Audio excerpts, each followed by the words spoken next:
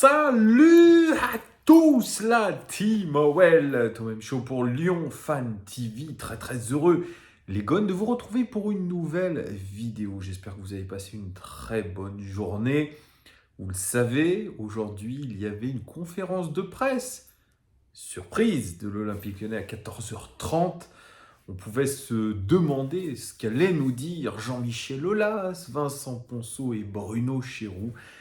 Toutes les options étaient sur la table, et finalement, le journal L'Équipe, via Hugo Guillemet, a annoncé un petit peu dans la soirée que c'était un joueur qui allait être présenté, et ce joueur n'est autre que le Brésilien Tété, en provenance du Shakhtar Donetsk, parce que vous le savez, avec la guerre en Ukraine, les règles FIFA autorisent à recruter un joueur du championnat russe ou du championnat ukrainien. L'Olympique Lyonnais a travaillé en sous-marin pour pouvoir acquérir, en tout cas c'est une sorte de prêt, en tout cas sur 3 mois jusqu'au mois de juin, puis ensuite probablement une option d'achat. Donc ils ont un petit peu été en sous-main. On n'avait pas eu vent des négociations avec Tété. On pensait que ça allait être David Neres, ça n'a pas été le cas.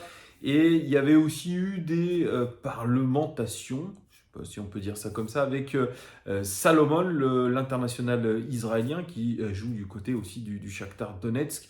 Mais finalement, ça sera l'ailier brésilien de 22 ans, Tété, qui va venir nous rejoindre. Et d'ailleurs, j'en parlerai après dans cette vidéo, parce que je vais introduire cette vidéo par finalement la deuxième partie de cette conférence de presse, qui était peut-être la plus intéressante, les amis. C'était je dirais les propos de Jean-Michel Aulas concernant tout ce qui se passe un petit peu autour de l'Olympique Lyonnais en ce moment, et notamment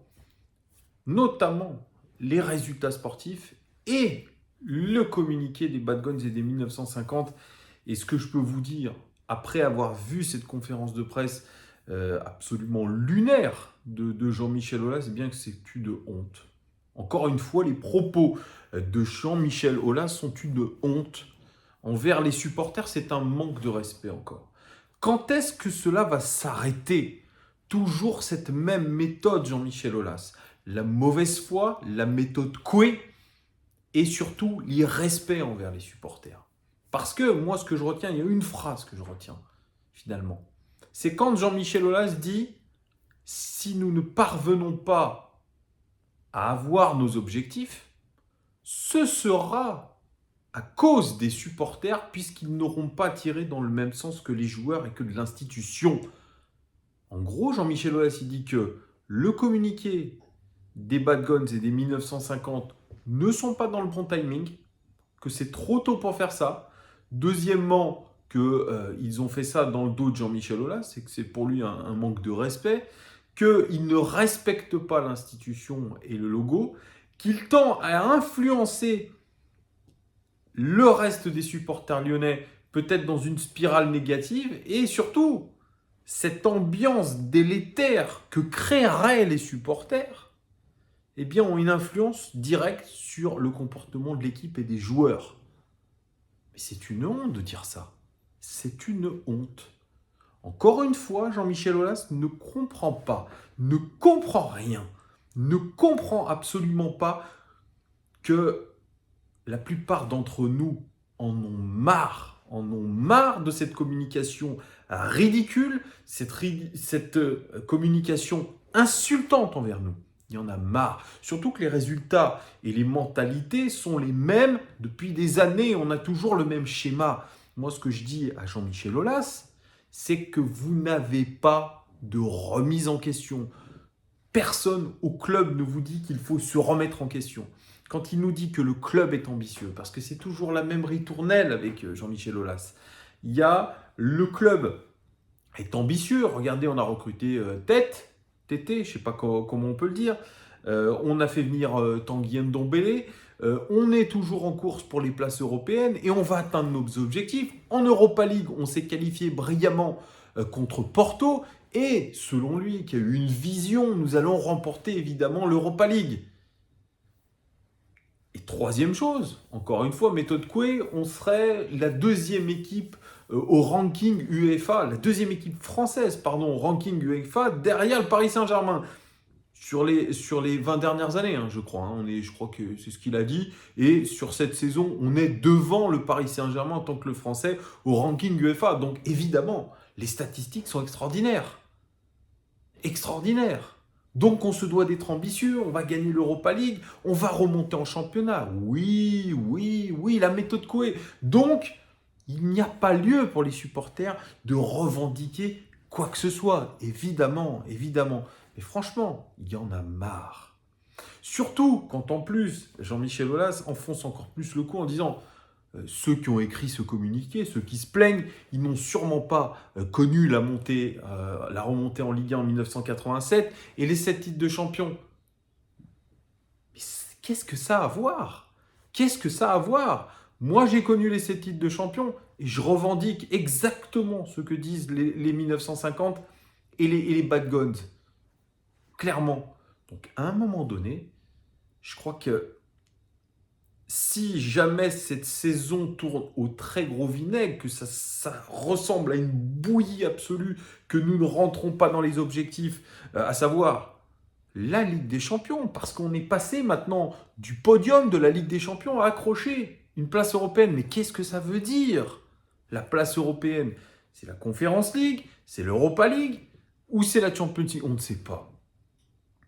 Ne recréons pas, Jean-Michel Aulas, ces objectifs de début de saison. Voilà. Ça commence à devenir un peu gros.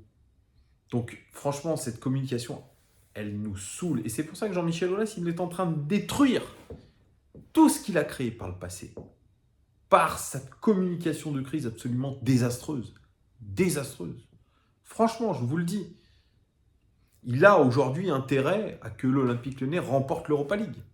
Parce qu'il se mettra en très grande difficulté, comme il est en très grande difficulté avec les actionnaires, les principaux actionnaires de l'OL qui veulent se barrer, revendre leur part. Alors là, il s'est senti un petit peu gêné pour répondre à cette question, invoquant le Covid, le fait que ces entreprises-là avaient eu des difficultés à cause de cette crise sanitaire. Donc il justifiait le retrait de ces investisseurs, de ces actionnaires, par le fait que la crise soit passée par là. Mais la vérité, c'est qu'ils risquent vraiment de perdre la main sur l'Olympique Lyonnais. Ça va se passer comme ça. Donc arrêtons de dire que nous sommes ambitieux. Nous ne sommes plus ambitieux depuis un moment en termes sportifs. Alors je vais bien croire, la recrue, j'en parlerai juste après de Tété, mais ce que vous voyez aujourd'hui, c'est une équipe en perdition. Ce sont des joueurs qui sont à la ramasse mentalement. D'ailleurs, lui-même l'a avoué. Il a dit, il va falloir que moi, le staff, Vincent Ponceau, peut-être même Bruno Chéroux, on aille voir les joueurs et on aille leur dire que, en gros, les objectifs sont toujours atteignables. Parce qu'ils se sentent touchés. Ils les sentent touchés mentalement. À un moment donné, il faut avoir le courage de dire, écoutez, oui, on s'est trompé. Oui, on va faire mieux. Oui, on va essayer de faire changer les choses, au lieu de toujours rentrer dans la fameuse ritournelle de Jean-Michel Aulas, qui est encore en travers de la gorge le fait que nous n'ayons pas été en Coupe d'Europe l'année Covid. Aujourd'hui, s'il y avait encore le Covid et il y avait arrêt du championnat, on était 10e, on n'avait pas de Coupe d'Europe non plus. Arrêtons de penser que le sprint final, on va y arriver. Parce que déjà qu'on est usé mentalement, que la Coupe d'Europe va nous user mentalement et physiquement, ne croyons pas à cette remontée. Moi, j'aurais préféré qu'ils nous disent, écoutez, le championnat, on l'abandonne. On fait un all-in sur la Coupe d'Europe, ça aurait été plus intéressant, plus intelligent en tout cas. Mais non. Jean-Michel Aulas préfère rester dans ce marasme lyonnais, dans ce marasme, il préfère faire du Jean-Michel Aulas. À un moment donné, il faut le dire, ça ne marche plus. Ça ne marche plus, cette histoire. Voilà. Donc, voilà, surtout quand vous faites encore de la mauvaise foi, on vous parle des départs de Gouiri, de Barre, de Calulu, et qu'on impute ça à Juninho en disant attendez, c'était lui, c'est lui qui voulait les virer. Mais le décisionnaire final, c'est qui? C'est qui? Ben, c'est toi, Jean-Michel Aulas. excusez-moi, c'est vous, Jean-Michel Aulas, c'est vous le décisionnaire final. Donc arrêtez de nous faire croire n'importe quoi. Peut-être que Juninho avait des responsabilités, sûrement, mais vous en avez aussi. Donc moi, je commence à en être excédé. Giuliano voulait faire aussi une vidéo. Je l'ai eu au téléphone tout à l'heure, il était dévasté. Il me dit, écoute mec, moi, il nous prend pour des cons. Donc moi, je vais arrêter d'aller au stade, je vais arrêter de donner de l'argent à cette institution tant qu'on n'arrêtera pas de se foutre de notre gueule. Et il a raison. Et il a raison. Parce que ça suffit. À un moment donné, on est excédé. On est excédé. Bref, ça c'était pour le côté conférence de presse qui m'a vraiment énervé. Je me suis dit, wow, comment le mec encore, comment est-ce possible de raisonner pareillement, d'insulter les supporters, de les mépriser? C'est pas possible, c'est pas possible. Bref. En tout cas, il y a eu la présentation de tête. Alors c'est plutôt quelque chose de positif parce que c'était l'ailier que réclamait depuis le début de la saison Peter Bosz.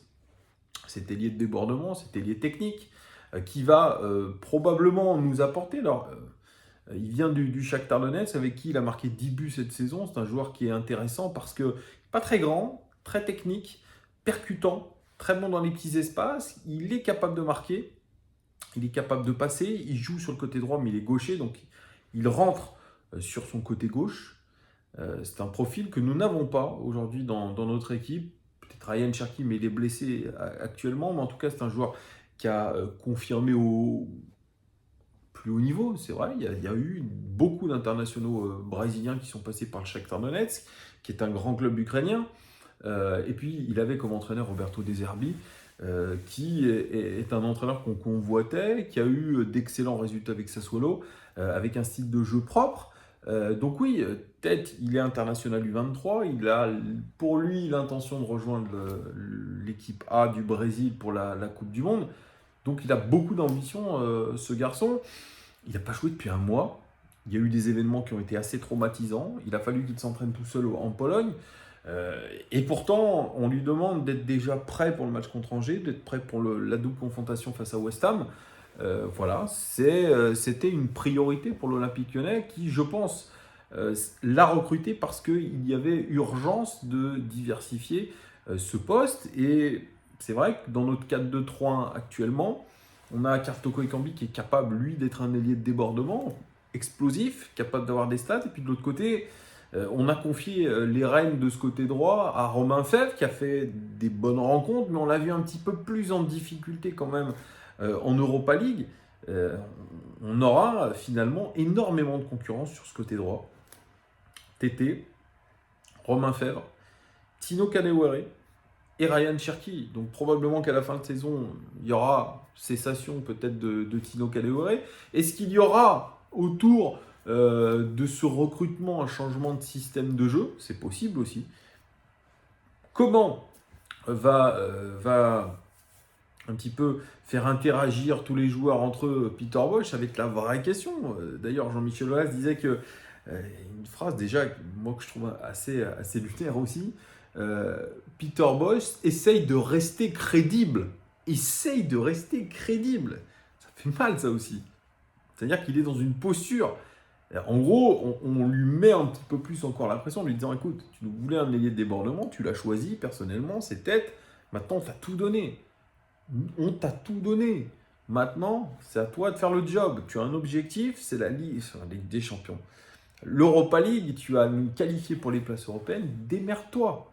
Démerde-toi. Tu n'as plus d'excuses. Et donc, effectivement, soit on donne un nouveau rôle à Romain Fèvre, qui, moi, je trouve, était bien rentré dans cette équipe lyonnaise, mais qui risque désormais, au fil des matchs, de revenir sur le banc de touche. Ou alors, on change, comme je vous ai dit, de système de jeu pour intégrer tous ces joueurs. Mais on ne va pas pouvoir faire tout à la fois. Donc, avoir les réponses de Peter Bosz, notamment en conférence de presse pour le match face à Angers. On verra comment il a l'intention de faire jouer Tête. Est-ce qu'il est prêt? En tout cas, le Brésilien Tête, lui, a dit qu'il se sentait prêt à jouer, qu'il était prêt. On va voir. En tout cas, moi, je l'avais vu jouer un petit peu contre Monaco. Lors de la double confrontation quand Monaco a éliminé le Shakhtar pour la Ligue des Champions, pour le tour préliminaire de Ligue des Champions. Non, je crois qu'ils se sont fait éliminer, je sais plus, je vous raconte que des conneries, c'est un peu tard. Tête avait été, je dirais, neutre dans mes souvenirs. Je n'avais pas vu spécialement un tête au-dessus de la moyenne. Après, c'est un garçon, comme je vous ai dit, qui a énormément de talent dans les petits espaces, qui est capable d'accélérer, changer de rythme. Ce qui lui manque un petit peu, peut-être, c'est de la finition. Peut-être être plus précis dans la finition, peut-être dans les 30 derniers mètres aussi, d'être beaucoup plus réaliste, de prendre les bonnes décisions, peut-être aussi la contribution défensive. On le sait que Peter Bosch met beaucoup l'accent là-dessus. Donc c'est un joueur encore à polir, il n'a que 22 ans. C'est une adaptation à un nouveau championnat, à une nouvelle équipe. Il y a les risques qui en incombent, alors qu'on est à l'Olympique Lyonnais sur l'immédiateté. Les échéances sont immédiates. C'est pour ça. Je pense que c'est une bonne recrue, c'est à voir. Moi, franchement, je n'en sais rien. Vous me direz en commentaire, d'ailleurs, vous allez me dire en commentaire ce que vous pensez de Tête, vous allez me dire en commentaire ce que vous pensez aussi de la conférence de presse de Jean-Michel Aulas. Voilà, on est là pour ça. En tout cas, voilà, moi, je suis dans l'expectative. Je ne connaissais pas forcément le joueur, donc je vais le découvrir en même temps que vous. Espérons en tout cas que ça ne va pas faire exploser un petit peu le groupe, toute cette concurrence. Le fait d'avoir peut-être un certain déséquilibre sur certains postes, le fait d'avoir la blessure de Maxence Cacré, le fait de donner des responsabilités à un Oussama Aouar qui est en perdition, qui cherche à partir, donc qui va avoir l'occasion de se mettre en valeur. Il y a plein de choses aujourd'hui qui sont un petit peu compliquées à l'Olympique Lyonnais. Voilà ce que je pouvais vous dire un petit peu de cette conférence de presse de TT, de Jean-Michel Aulas. N'hésitez pas à réagir, les amis. N'hésitez pas à vous abonner, c'est très important. N'hésitez pas à liker aussi cette vidéo. Et on se retrouve très très vite. Merci beaucoup, beaucoup, beaucoup pour votre soutien. Ciao!